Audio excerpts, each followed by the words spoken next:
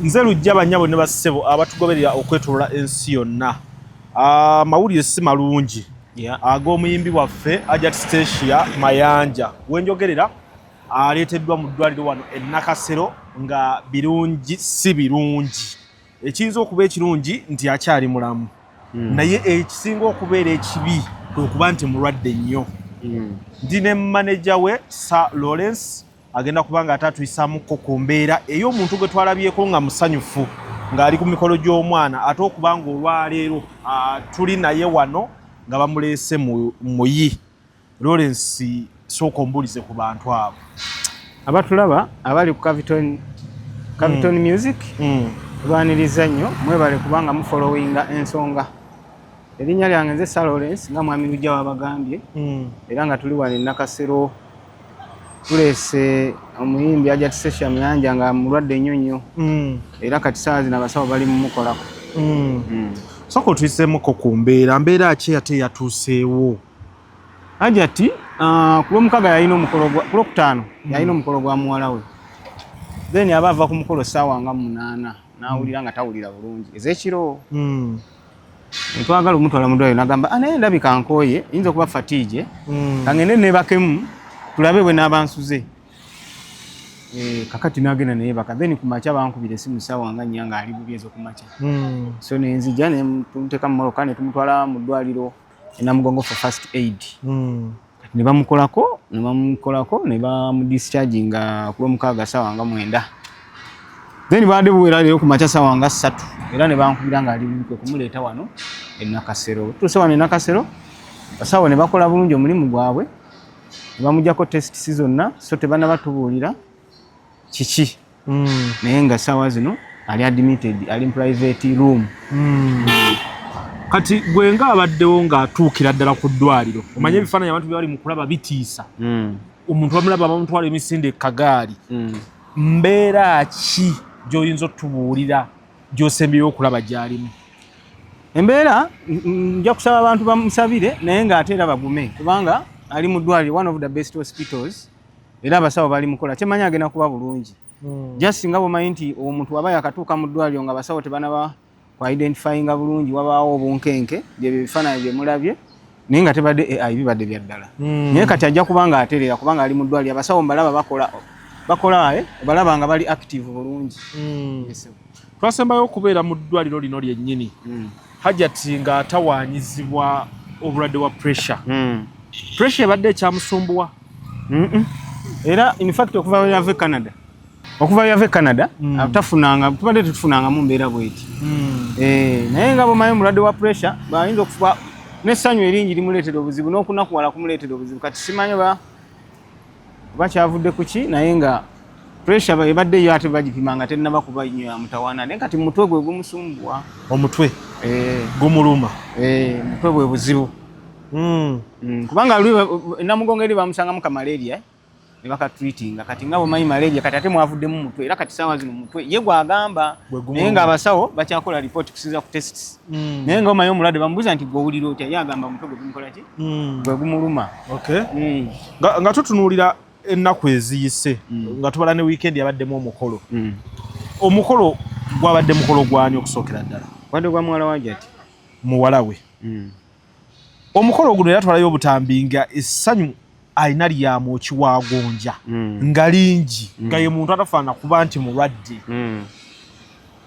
Sooka tugattemu ku ssanyu ly'omukolo awo bwe gwatambudde. Omukolo gwatambudde bulungi, of course ssanyu. Ku mukolo tosobola butaba musanyufu nga maama ng'omwana we olaba afumbiddwa.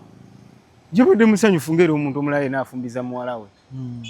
Naye nga bw'omanyi ate n'okukola yakoze nnyo. Kati awo simanyi oba omusujja gwabaddemu. Kati awo sisobola kugamba nti oba kino oba kiri. Naye nga embeera eriwo, naye ajja kuba bulungi. Just kyensaba abawagizi be okubagumya nti ajja kuba bulungi kasita ali mu ddwaliro, naye era okumusabirako era nakyo tekigaana. Omwana gwe batutte mwana we yennyini? Awo sijja kugendayo nnyo eyo mu mikolo. Sijja kugendayo nnyo eyo. Hajjat yennyini yajja byeyogerera bw'anaaba nga afunye amaanyi agoogera ku by'emikolo. What I know nabadde ku mukolo gwa muwala wa Hajjat. Kati ebirala ebyo banyingidde nnyo beyond my boundaries nga manager. Mpulira Okay. Nenga tubayuza okutwaliza ewamu. So Hajati ali wano mu ddwaliro Nakasero banyabo ne bassebo atwaye tulina okuwulira okuva eri manager atubuulire embeera nga weekola ki nga weeri esaawa eno gw'oliwo wendi sinze nzekka waliwo ne famire gye bali mugundi bendeseeyo mu kasenge nenzija wano okukola interview naye nga abantu abalala bazze waliwo n'abatukubiddeko ku masimu bantu babadde bagezaako okujja nga bajja bamulabeko naye kati esaawa zino badde bastopinze abamulaba. Okay.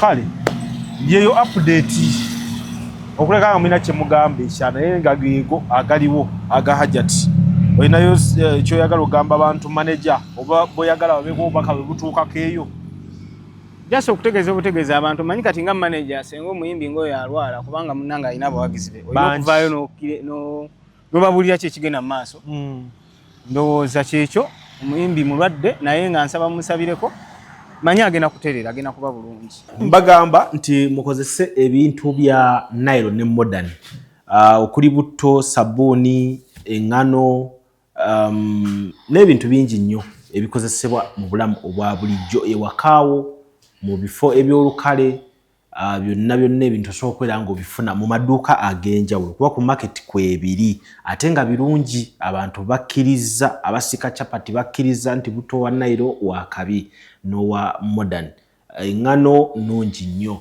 so binoonyeeko gwagenda okubeera nga otegekera omwami wo omupya abeere nga atakkiriza nti ono omukyala afumba ebeera ng'okozesa ebintu bya modern bwe bitaba bya modern kozesa ebya Nile twogera ku butto sabbuuni eŋŋano so bye bintu by'olina okubeera ng'okozesa obulamu beere ng'ate butambula bulungi nkugamba nti biri mu maduuka ag'enjawulo biri mu supermarkets ku katale konna weeyagala okuba ng'ofuna ebintu bino weebiri so bikozese obulamu butambule bulungi. Hey guys, this is Sandy from Beauty by Cassandra.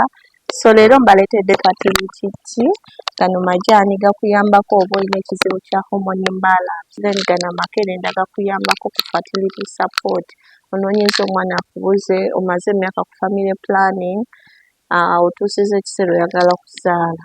So this is the solution. Tulina habo wa buli kika, supplements, ebizigo, ebyerusa n'ebiteerusa. Tulina pink lips. Airtel Extreme Unlimited Internet just got better. Paying for an Extreme Unlimited Internet connection now comes with free data, SMS plus voice minutes to call and text across networks for the Muganga who pays the monthly bill. Dial *125# or call 125 today to upgrade to an unlimited uncapped Airtel Internet experience. Airtel.